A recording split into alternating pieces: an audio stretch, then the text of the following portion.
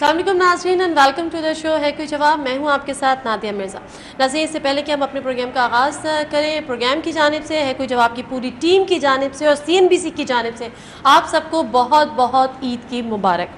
वैसे जब हम बात करते हैं ना पाकिस्तान के में इंसानियत की और दुखी इंसानियत की खिदमत करने वालों की और ऐसे नामों को तलाश करते हैं, तो जो सवरे फहरिस्त जो बचपन से अब तक अगर हमारे नामों में कोई नाम, जहनों में हमारे कोई नाम आता है तो वो आता है अब्दुल सत्तार ईदी साहब और बिल्किस ईदी साहिबा। हमने ये सोचा कि यकीनन ईद की जो खुशियां हैं ये किस तरह से उनको मनाते हैं, किस तरह से अपनी खुशियों से ज़्यादा इंसानियत की खुशियों को मद्देनज़र रखते हैं। आज का दिन मुनासिब समझा कि उनके साथ गुजारा जाए, उनसे कोई बातचीत की जाए, उनकी सुनी जाए और उनकी सुनी हुई आप तक पहुँचाई जाए। हमारे साथ सब मौजूद हैं अब्दुल सत्तार ईदी साहब। अस्सलाम वालेकुम ईदी साहब। वालेकुम सलाम। बहुत शुक्रिया बिल्किस ईदी साहिबा, आपका भी बहुत शुक्रिया हमें वक्त देने का। ईद मुबारक आप लोगों को, दोनों को ईद मुबारक, हमारी तरफ से भी, टीम की जानिब से भी, CNBC की जानिब से भी। ईदी साहब कैसी गुजर रही है? मेरी तो बहुत अच्छी तरह गुजर रही है। उम्र भी 90 साल के करीब है, तो बस अब थक जाता हूँ। अभी मोर मर रहे थे तो मोरों को बचाने गए थे, खुद आके दूसरे दिन चारपाई में गिर गए। मैंने कहा जल्दी जाओ, तुम वो देख के मोर जवान हो जाएंगे। मैंने मना किया, नहीं जाओ नहीं जाओ, इलाका अच्छा नहीं है। टीम भेज रही, डॉक्टर भेजे, कंपाउंडर भेजे, आदमी भेजे, ड्राइवर भेजे, आप नहीं जाओ। अच्छा, ये जो थर में और बदीन में जो रानी आके दूसरे दिन बोलते हैं मुझे बहुत तकलीफ हो रही है, मैं बहुत परेशान हूँ और सुस्त हूँ। मैंने कहा मोर बुला रहे, जाओ, आप जाओगे मोर जवान हो जाएंगे, आपको मोर बुला रहे हैं। मुझे तो मिशन को देखना है। मिशन तो गया हुआ था पूरा। मिशन वो नहीं, उनका कहना ये है कि मिशन तो गई हुई थी। आप थोड़ा सा अपनी उम्र भी बता रहे हैं, तो थोड़ा सा चल नहीं सकते, अभी खड़ा करने के लिए 2 आदमी चाहिए, चलाने के लिए 2 आदमी चाहिए। तो मोर के पास जाके इनको क्या मिला बताओ मुझे। अब तबीयत खराब करके मुझे बोलते हैं मेरी तबीयत खराब है। मैंने बोला जल्दी जाओ, तो आपको मोरों ने बुलाया है। बोले यदि आएगा मैं हम जवान हो जाएंगे। ईदी साहब इनकी शिकायत दूर करें, बताएं कितने मोर फिर आप बचा पाए? डॉक्टरों ने किया होगा जो भी किया होगा वो। हम तो दवाएं देकर आ गए, जो हमसे हुआ एक इंसान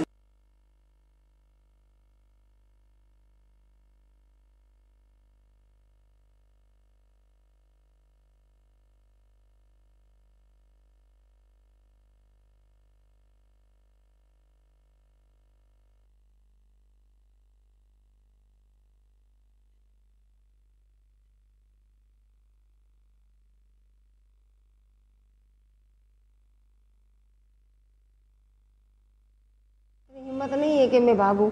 ये अभी भी मेरे सामने मुझे सताते हैं और चुपके से निकल जाते हैं और फिर आके दूसरे दिन 2 दिन के लिए पड़े रहते हैं कि अब मुझे चक्कर आ रहे हैं, अब मेरे से उठा नहीं जा रहा है। तो फिर मैं गुस्सा करती हूँ।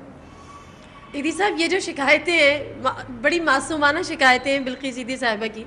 पूरी ज़िंदगी आप लोगों ने साथ गुजार दी है, जिस तरह से जो आप लोगों ने अपनी ज़िंदगी वक्फ कर दी इंसानियत की खिदमत के लिए। लेकिन फिर एक पीरियड वो आता है ना कि जो इस एज में आते हैं, फिर एक दूसरे की ज़रूरत होती है, एक दूसरे की ज़रूरत होती है। टाइम देते हैं आप इनको? बहुत टाइम देते हैं। 24 घंटा इनके साथ यहीं पड़ा हुआ है, यहीं हम लोग रहते हैं, यही हमारा घर है, यही हमारा खाना, यही हमारा पीना।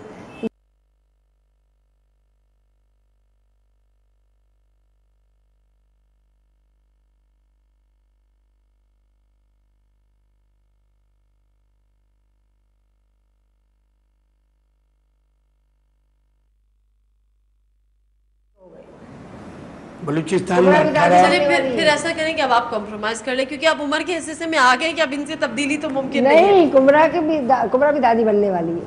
अच्छा, हाँ, मेरी अलमास भी दादी बन गई, मेरी जीनत भी नानी बन गई। अब माशाल्लाह 2-3 तैयार है बच्चे शादी के लिए, तो वो भी समझाते हैं, लेकिन इनकी समझ में कोई बात नहीं आती है। पता नहीं कौन सी मिट्टी के बने हुए। ईदी साहब मैं चाहूँगी थोड़ा सा हम पीछे चले जाएं। आपकी डेट ऑफ बर्थ 28 फरवरी, आपने हर हाँ, जगह है 28 ये सब।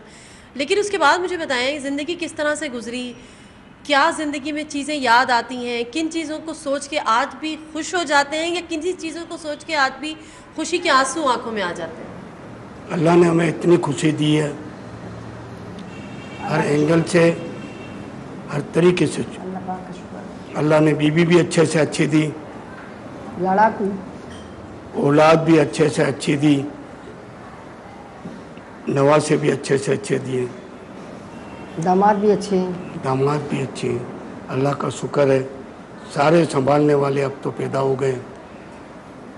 हम समझते थे कि हमारे मरने के बाद ये भी क्लोज हो जाएगा, लेकिन अल्लाह का शुक्र है इसको संभालने वाले भी मौजूद हो गए। अल्लाह चाहे तो वो भी काम कर सकते हैं। देता है। अल्लाह असबाब पैदा करते हैं और अल्लाह उनको लंबी ज़िंदगियां दे और आप लोगों का साया उनके सरों पे रखे ताकि आपकी शफ़क़त भी और आप की जो एक्सपीरियंस है, आपका तजुर्बा है, वो भी सब आप कुछ उनको इनसे बताएं। तो सीखा है मेरे बच्चों ने, मैंने, हमने सब कुछ इनसे ही सीखा है।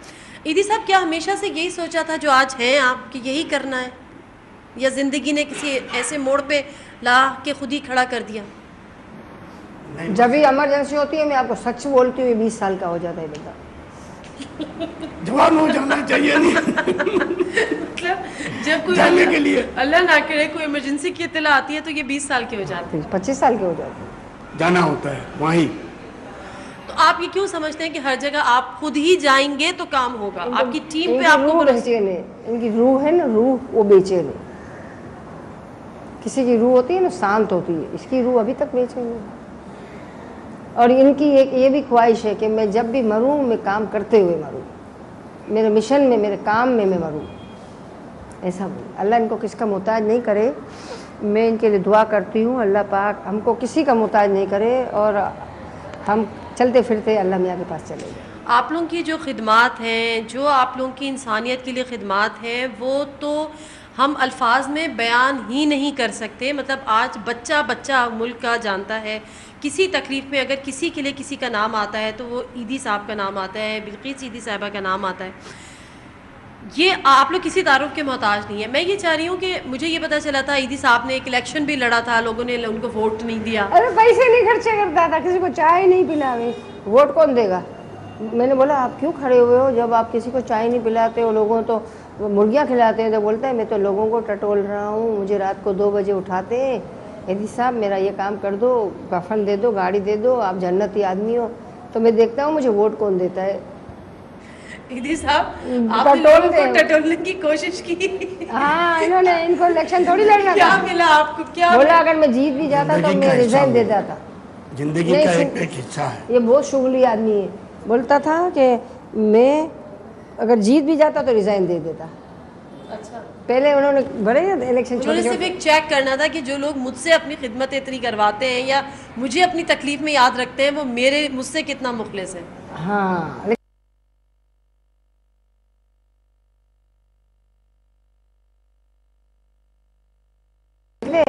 और उनको 200-400 वोट डाल के जिता दिया था। नूरन आरफिन पीपल्स पार्टी का दौर था वो। कोई नूरन आरफिन थे हमारे, इनके अपोजिशन के साइड में, वो जीत गए थे। फिर उन्होंने इकरार भी किया कि हमने बदमाशी की आपके साथ। अच्छा, माना इस बात को। हाँ, अच्छा, ईदी साहब के लिए ये भी कहते हैं ना कि ईदी साहब जो है वो बड़े, जब इनके इंटरव्यूज़ हम अखबारों में पढ़ते हैं और कभी ऐसे हम प्रोग्राम्स देखते हैं तो हमें ये पता चलता है कि ईदी साहब बड़े शौकीन मिजाज भी रहे हैं। हाँ। और जिस वक्त आपसे उनकी शादी हुई थी उस वक्त भी आप भी नर्स थी उनके उसी बिल्कुल। एक हॉस्पिटल में, एक डिस्पेंसरी में, खूबसूरती वहाँ पे एक की और नर्स भी कमजोरी थी है। उनके यही साथ। हॉस्पिटल। खूबसूरती इनकी कमजोरी है। आज भी आज भी वो किस्सा क्या था जब आपको ये बात पता थी कि ईदी साहब तब किसी तो और नर्स के साथ इन्वॉल्व है, तो आपने कैसे शादी के लिए हाँ अरे वो तो इनको पूछो, वो तो बेवकूफ़ बना रही थी इसको। इनकी हम उम्र थी, बेवा थी, बच्चे वाली थी, तो हम समझे शादी हो जाएगी तो वो तो जुल्म तो करती है हम पे, ज़्यादा करेगी, क्योंकि हर बड़ा जानवर छोटे जानवर को खा जाता है ना। तो वो हमको बहुत तंग करती थी। तो फिर जब उसने मना किया कि फ़कीर तेरे पास है क्या, इसके पर हावी हो गई थी कि ना तेरे पास है क्या जो तुझसे शादी करूं। फिर मुझसे पूछती है तू शादी कर रही है? मैंने कहा हाँ। तो बोलती है मारना है तो मीर को मार, फ़कीर को क्या मारती है। इसका मतलब मेरी समझ में नहीं आता था, मैं छोटी थी, मैं इतनी बड़ी नहीं थी। मीर को मारो ने, फ़कीर को नहीं मारो ने। मैंने बोला नहीं, मैं तो शादी कर रही हूँ, मैं हज करने भी जाऊँगी और मैं आपके लिए हार ले आऊँगी। ईदी साहब आपको याद है वो? सब चीज़ें याद है। थोड़ा सा फिर बताएं ना। आज ये कहती हैं कि वो आपको धोखा दे रही थी, क्या वाकई वो आपको धोखा दे रही थी? वो मुझे नहीं दिया, तुम्हें कोई धोखा दिया? नहीं, हमको भी सताती बहुत थी। आपको सताती वो थी? जन्नत में अल्लाह उसको रखे, वो अब मर चुकी। अच्छा, फिर आप लोगों की ज़िंदगी फिर किस तरह से गुजरी? मतलब हमें ये भी पता है कि आपको ये भी शिकायतें होती थी कि आपको टाइम नहीं देते, आप कम उम्र थी ईदी साहब की और आपकी एज में भी काफ़ी फ़र्क था। उनका जो मिशन आज जिस तरह से कह रही हैं आप, वही मिशन उनका उस ज़माने में भी उतनी ही थोड़ा इन्वॉल्वमेंट कम थी। था, ज़्यादा बढ़ता गया बढ़ता गया, अल्लाह ने बढ़ा तो दिया। शिकायत नहीं की कभी आपने शुरू रोज के लड़ाई दिनों? होती थी, मेरी माँ बोलती थी या किसी के बन जाओ या किसी को अपना लो, या किसी के बन जाओ या अपना लो। ये अपना बनने वाला तो कभी बंदा था नहीं, हम खुद इनके बन गए। और अल्लाह ने मेरी घर को बचाना था, मेरे बच्चे हुए माशाल्लाह, 3 बेटियां और 2 बेटे मेरे हैं अपने, उनके 12 बच्चे हो गए। मेरी माँ मेरा बहुत साथ देती थी। मेरी माँ मुझे ना हमेशा कहती थी, बेटा नेक काम करते हैं इनका साथ दिया कर, मैं तेरे बच्चों को संभालूंगी। और मेरी माँ मेरे बच्चों को इस तरह पालती थी जैसे मुर्गी पाल, बहुत मेरी माँ प्यार। मेरी माँ की मुझे एक ही मुझे एक बात अजीब सी लगी, आपने ये क्यों कहा कि ये आज भी आपके नहीं हो सकता? बाबा, ये अपनी दुनिया में मस्त रहते हैं, मैं इनको रहने देती हूँ। प्रोग्राम के शुरू में तो आपकी ही तारीफ कर रहे थे। तो वो तो जहाँ मर्द की गोट फंसती है ना, वहाँ औरत की तारीफ शुरू हो जाती है। ईदी ये साहब, अभी ये आपने अभी इनकी तारीफ की शुरू की में, ना, तारीफ फिर की ना। मैंने अभी जब भी इनसे, करूँगा और बस। जिंदगी भर करता रहूँगा। तो फिर इनको ये शक क्यों है कि आप आज तक इनके नहीं हो पाए? नहीं, वो टाइम नहीं है ना। टाइम से छोड़, मैं- चलिए आपको ज्यादा वक्त मैं नहीं है। इनके सिवा की दुनिया ही अलग है, मैं इनको नहीं छेड़ना चाहती हूँ। मेरी ज़िंदगी में गुजारी, मेरे बच्चे हो गई, अल्लाह ने मुझे इज्जत दी, अल्लाह ने मुझे दौलत दी, अल्लाह ने मुझे शोहरत दी, इसकी वजह से तो दी है। मैं क्या चीज़ हूँ भाई, हमारी हैसियत क्या है हम दोनों की? आप लोगों ने हमको सर पे बिठाया है। नहीं, आप लोगों की खिदमत है, नहीं नहीं, आप जो लोगों ने, किया आप है, लोगों ने, जो अचीवमेंट आपको कबूल करना lifetime पड़ेगा। आप achievement लोगों and ने everything। हमारी इज्जत अफजाई की है और आपने हमको सरों पे उठाया। हमारी कोई हैसियत नहीं, हमारी कोई औकात नहीं है। अल्लाह पाक जिससे चाहे काबिल। ईदी साहब, अगर हम थोड़ा सा पीछे जाएं, मुझे बताएं वो दौर जब आपने इस इंसानियत की खिदमत का आगाज़ किया, किस चीज़ ने आपको उस वक्त इंस्पायर, किस चीज़ ने किया? मैं आपको बताऊँ,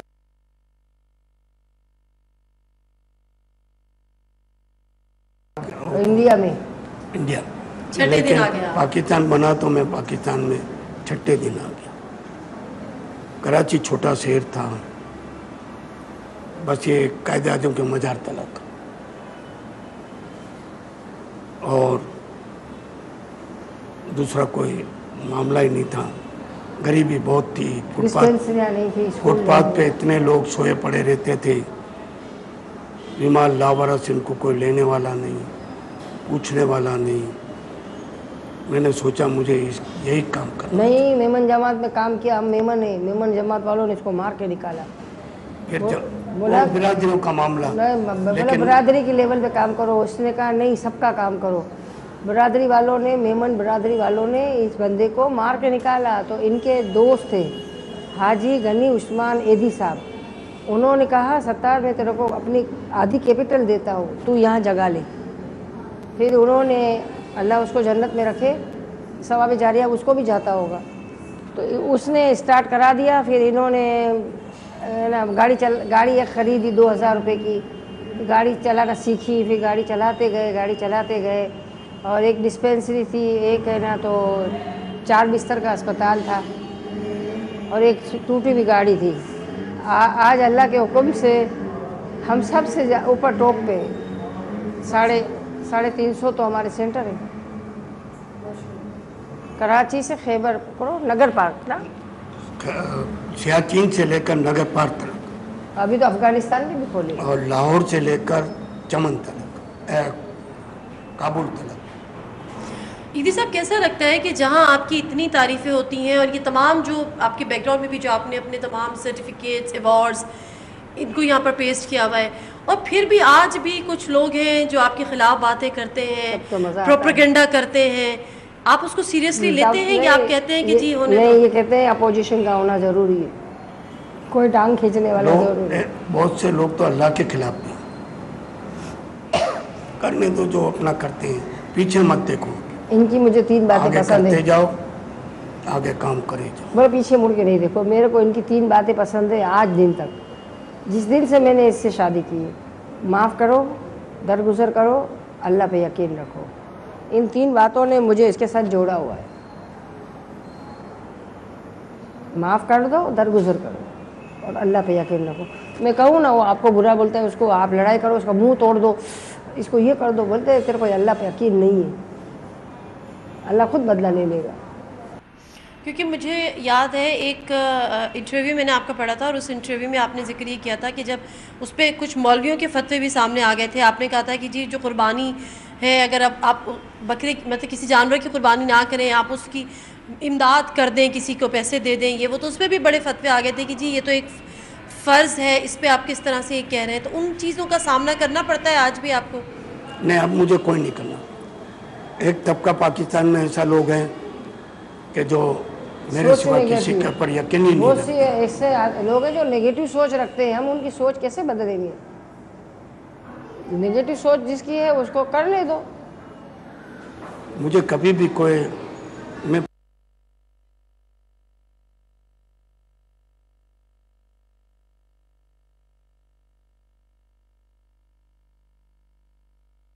रुकता है, कहावत हो जाता है ये। मुख्तसर सा मैं ब्रेक लेती हूँ। नाज़रीन, बड़ी ही खूबसूरत बात बिल्किस ईदी साहिबा कह गई हैं और ये वही बात उन्होंने की है कि कारवां जब जाते हैं तो कुत्ते भौंकते हैं, लेकिन उनको रुकना नहीं है। और साथ ही उन्होंने ये भी कहा कि यही जो उनकी आदतें हैं ईदी साहब की, इन्होंने ही इनको जोड़े रखा हुआ है इस अटूट बंधन में। मुख्तसर सा यहाँ पर ब्रेक लेंगे और जब ब्रेक से वापस आएँगे तो जब ये बातें की जाती हैं और बिल्किस ईदी साहिबा ख़ुद अपने मुँह से बताती हैं कि जी बड़े शौकीन मिजाज रहे हैं ईदी साहब और आज तक बड़े हुस्न परस्त हैं, उनसे कुछ उनका माजी भी खंगालने की कोशिश करेंगे और उनसे पूछेंगे सारी ज़िंदगी किस तरह से गुजार दी, अब आगे क्या ख्वाहिश है। मुख्तसर सा ब्रेक, वापस आते हैं हमारे साथ।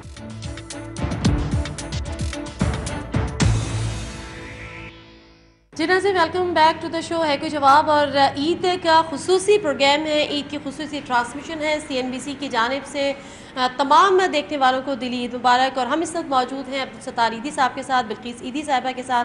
बहुत सारी यादें ताज़ा कर रहे हैं, उनकी यादें भी ताज़ा कर रहे हैं और उनसे बहुत कुछ सीख रहे हैं और सुन रहे हैं। जिस तरह से आपने ये कहा बिल्किस ईदी साहिबा के लोग इस किस्म की बातें करते हैं, जैसे मैंने कहा कि लोग प्रोपेगेंडा भी करते हैं और मनफी बातें भी फैलाते हैं, सब कुछ होता है। आपने कहा कोई इनकी जानिब से कोई रिएक्शन नहीं होता, लेकिन फिर भी लोग आपको कोई नुकसान भी पहुंचाते हैं, कभी कोई धोखे भी दिए हैं, किसी के हाथों नुकसान पहुंचाया उठाया, कभी धोखे भी दिए हैं, नुकसान पहुंचाया है, गालियाँ बकी हैं, सब कुछ किया है, लेकिन इन्होंने कभी इनको जवाब नहीं दिया। बोलते हैं कि नहीं, ये चाहते हैं मैं अपने काम से हट जाऊँ और मैं चक्रे लगाऊँ अदालतों के, और ये तो अपने काम से अपने को हटाने के लिए करते हैं सब। ईदी साहब, आप बताइएगा, कभी अक्सर ये होता है कि लोग कहते हैं जी हम इतने लाख आपको दे देंगे और वादा करते हैं, फ़ोन करते हैं या आके बोल के जाते हैं और उसके बाद नहीं देते, इस किस्म की चीज़ें भी सामने आती हैं? मुझे अभी तलक नहीं हुआ। जिसने भी वायदा किया,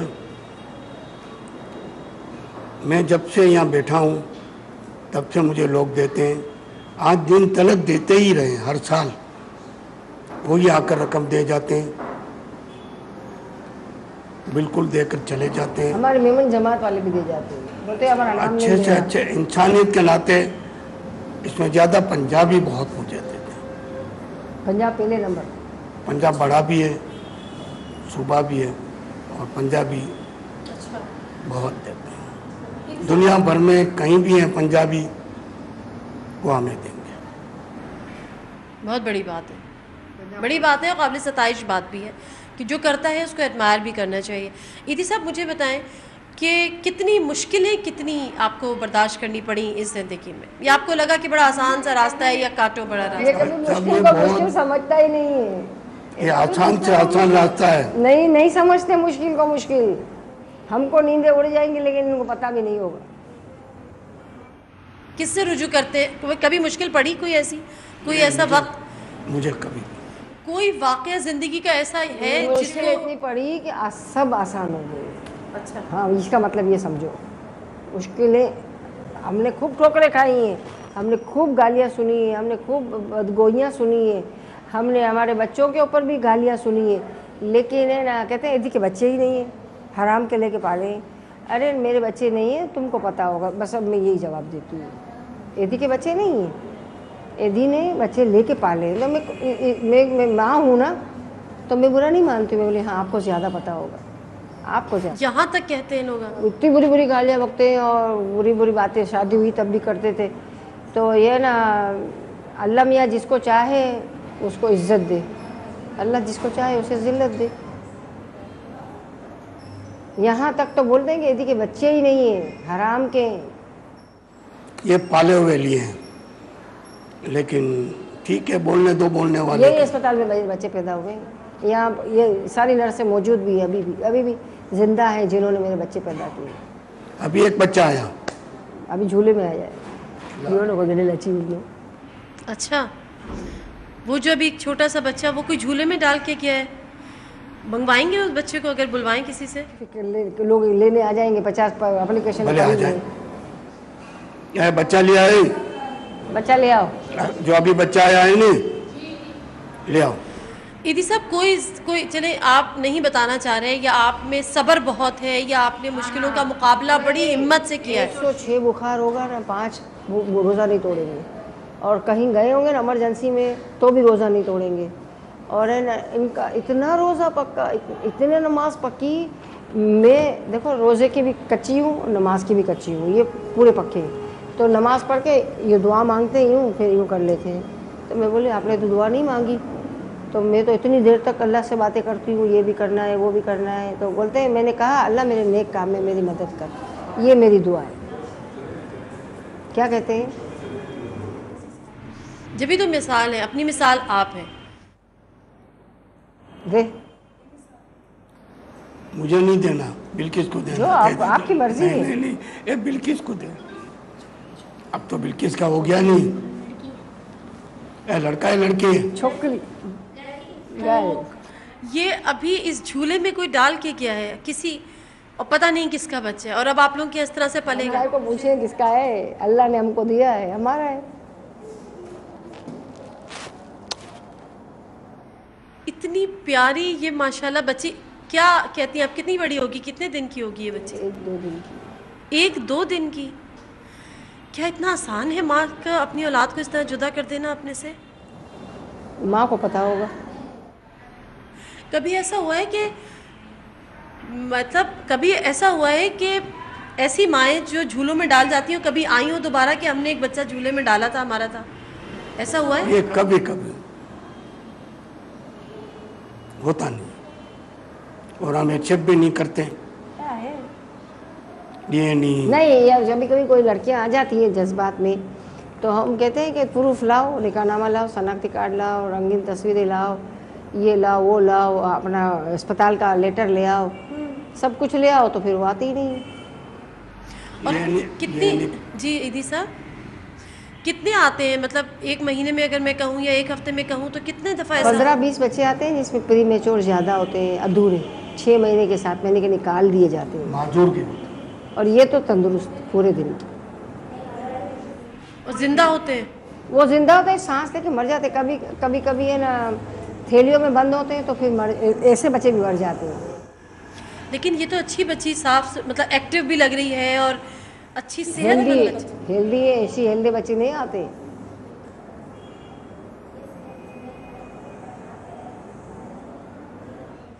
ईदी साहब, मुझे आज बताएं अपनी ज़िंदगी का कोई ऐसा वाक़या प्लीज़, बावजूद इसके कि आपके सब्र की जितनी ये बता चुकी हैं, कोई ऐसी बात जो आज भी आपकी आंखों में आंसू ले आती हो। मेरा नवासा था ना, पहले ऐसा मेरा नवासा तेजाब डाल के जला के मार दिया था ना।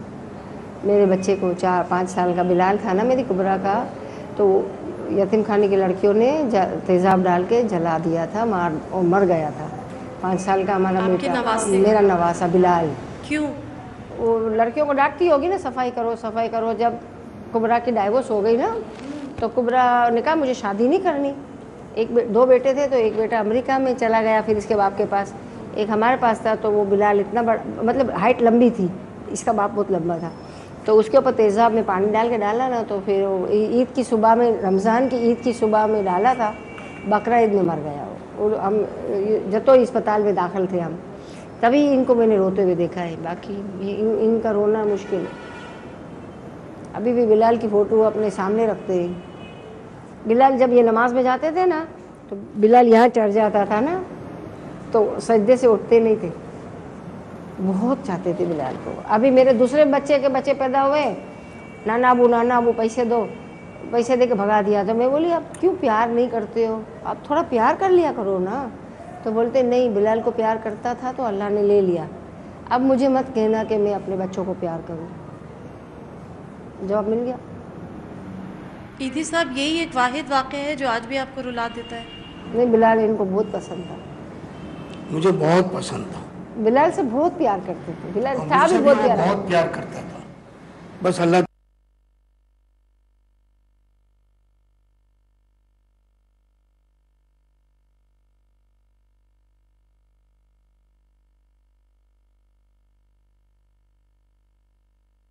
अल्लाह मियाँ ने ले लिया, अब इनको जाने दो। और मैं अपनी बेटी को यह भी बोलता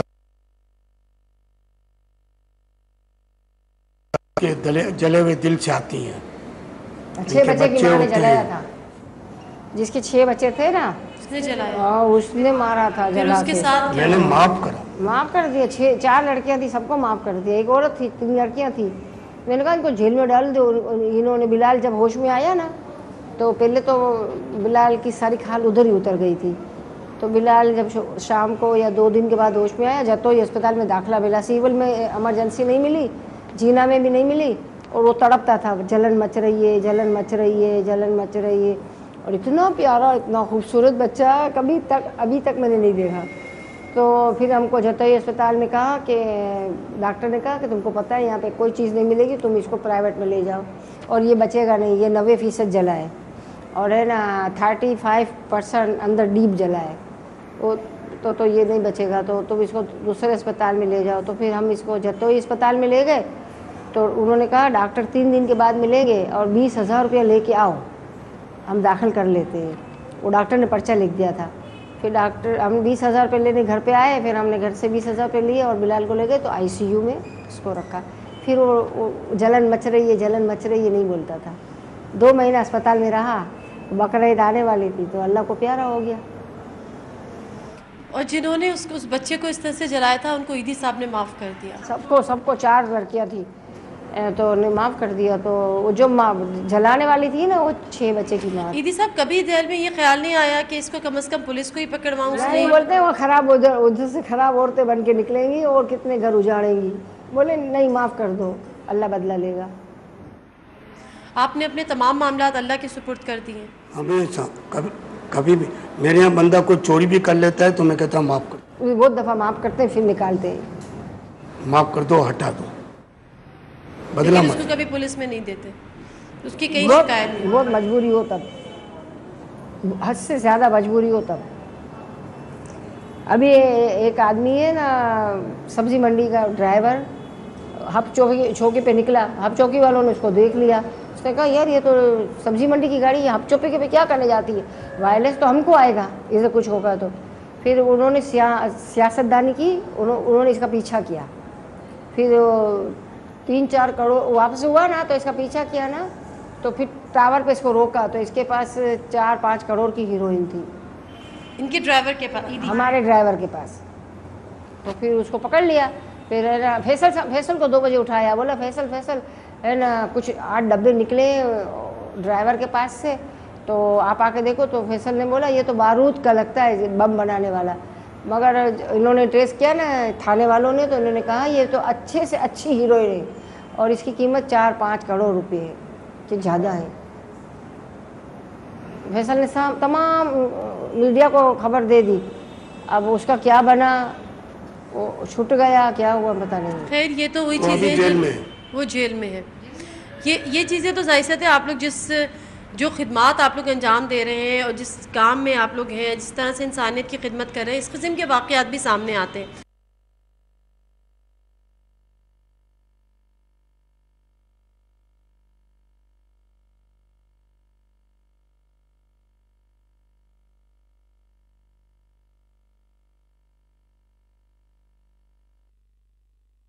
आप इनकी भी फिक्र नहीं करते?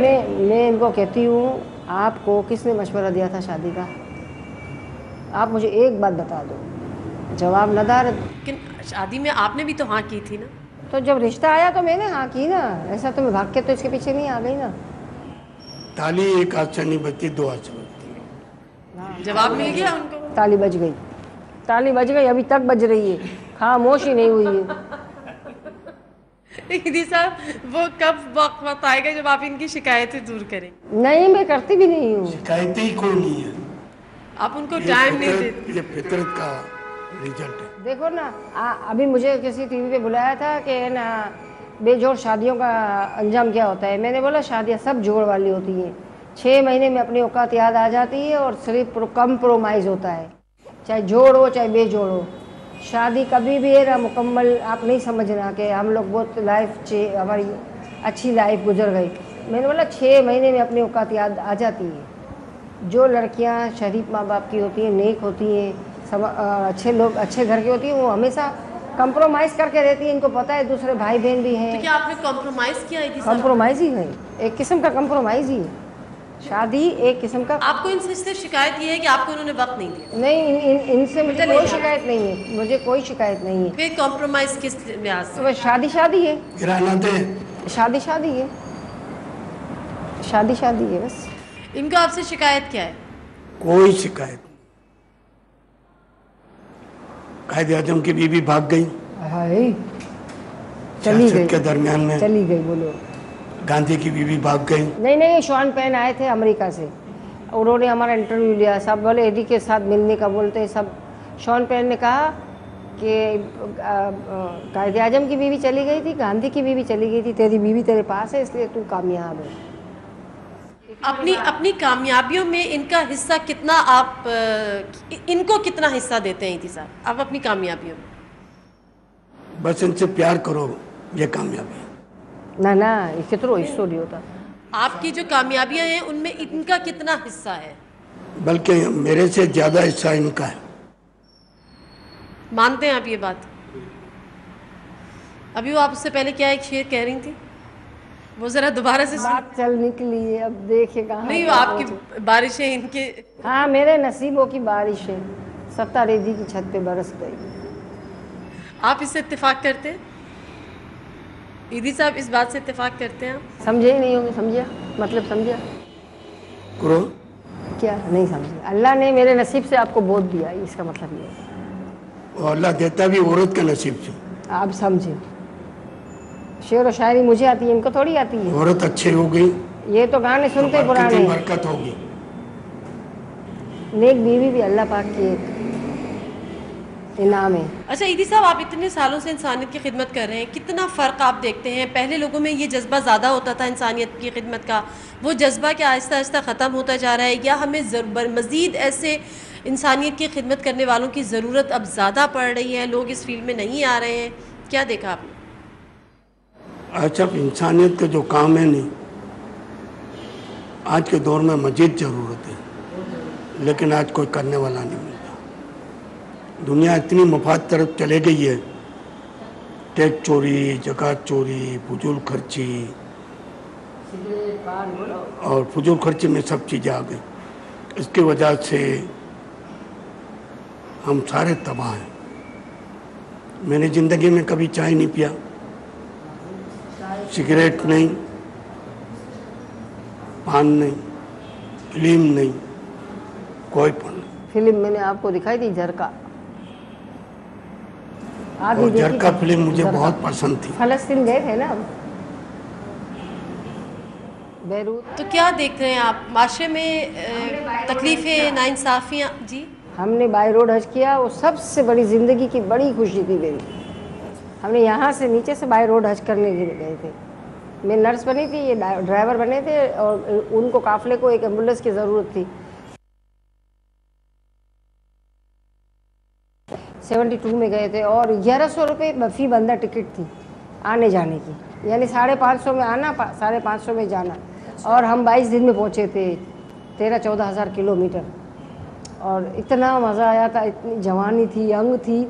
कपड़े मेरे नहीं लेने दिए इन्होंने, मेरे कपड़े नहीं लेने दिए। मेरे को बोले बस 2 जोड़ी कपड़े ले ले, सफ़ेद मैंने ले लिए, दो जोड़ी और ले लिए। कुछ नहीं लेना, तो कुछ भी नहीं लेना, खुद ने भी खुद नहीं लिया। जब कोयटा पहुँचे तो बर्फ़बारी हो रही थी। अब जब ईरान जाना था तो कोई लंडा बाज़ार गए, मार्केट में तो कपड़े मिलते नहीं थे, हमको लंडा बाज़ार ले गए। मैंने पटलून खरीदी 2, 2 बुशर्ट खरीदे, टोपियाँ वो जो पठान लोग पहनते वो खरीदे। उस वक्त थोड़ी मैं यंग थी तो अच्छी लगती थी।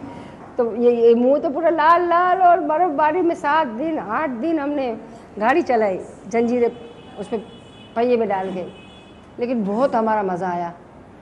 अच्छा ईदी साहब, मुझे बताएं कि ये जो वक्त आपने गुजारा, जिस तरह से कह रही हैं कि बड़े शौकीन मिजाज भी थे, बड़े आप हुस्न परस्त भी थे, लेकिन जब इनसे आपने शादी की तो उसके बाद इन्हीं के होके रह गया, या उसके बाद भी कोई आपकी ज़िंदगी में आया इनके बाद? नहीं, मोहब्बत तो की 2-3 से।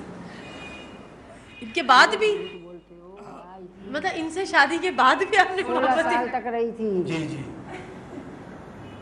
16 साल तक रही थी। मेरी जान के ऊपर सांप बैठा आती तो रही हैं, लेकिन इसका बड़ा कोई इंतराजात नहीं। नहीं, कोई ऐसी नहीं बात थी। कोई इंसान आता है अच्छे मुंह से बात कर लो तो कोई बुरी बात नहीं। मतलब इन्होंने उसके बाद 3 दफ़ा किसी से मोहब्बत उनको? नहीं नहीं नहीं, एक औरत थी, गाय जैसी मोटी लंबी चौड़ी। मेरे को बोलते थे किसी की दुश्मनी हो ना तो दूसरी शादी करा दो। अब मैं अपने हिसाब से सही समझती थी, किसी से दुश्मनी हो तो पुरानी गाड़ी दिला दो। तो ये मैं खुश होती थी। चलो, जब फिर मुझे इनका डायलॉग बदल गया, बीवी हो तो मोटी लंबी चौड़ी हो। तो वो तो पास में बैठी हुई थी कि रोब पड़े। मैंने कहा रोब, हाँ पड़ गया है, अब तो रोब पड़ गया है। वो 16 साल मेरी जान पे बूढ़ा पड़ा है, लेकिन शादी नहीं की आप? हाँ 16 साल रही थी शादी के मेरी जान के ऊपर। यहाँ ही रही थी मैं इसके साथ रहती थी, और लड़ाई होती थी तो मुझे निकाल देते थे। ठीक है जी, चलें जी। मैं मना नहीं करती थी कुछ भी। मैं बोलती थी अल्लाह मियाँ हमारे हक में बेहतर है तो भले रही, अगर बुरी है तो चले। लेकिन अभी तो ईदी साहब दिल से आपकी तारीफ करते हैं और दिल से इस बात को मानते हैं कि आज वो जो कुछ भी है उसमें आपका ही हिस्सा है। मैं भी इनकी वजह से तो। औरत के नसीब से सब कुछ मिलता है। बहुत खूबसूरत बात, बहुत शुक्रिया ईदी साहब हमें टाइम देने का। बिल्किस ईदी साहब आपका भी बहुत बहुत शुक्रिया। बहुत सारी ऐसी चीज़ें शायद हमने तो हमेशा से इनको खिदमत ही इंसानियत की खिदमत करते देखा है। जिस तरह से हमने ईदी साहबा को हमेशा इन चीज़ों में, इन कामों में इन्वॉल्व देखा है, जिस तरह से इंसानियत की खिदमतें उन्होंने की हैं, जिस तरह से ये सेंटर्स इनके चल रहे हैं। आज जब पाकिस्तान भर जाए कि पाकिस्तान में एक रियल हीरो कौन है तो वो शायद अब्दुल सत्तार ईदी साहब का ही नाम उनके साथ आएगा। और ये भी उनकी बड़ापन है, उनकी बड़ाई है कि वो अपनी कामयाबी का हर हिस्से में बिल्किस ईदी साहिबा को भी उसका हकदार ठहराते हैं। नाज़रीन, दीजिए प्रोग्राम है कुछ जवाब से नादिर मिर्ज़ा को इजाज़त। अल्लाह हाफ़िज़।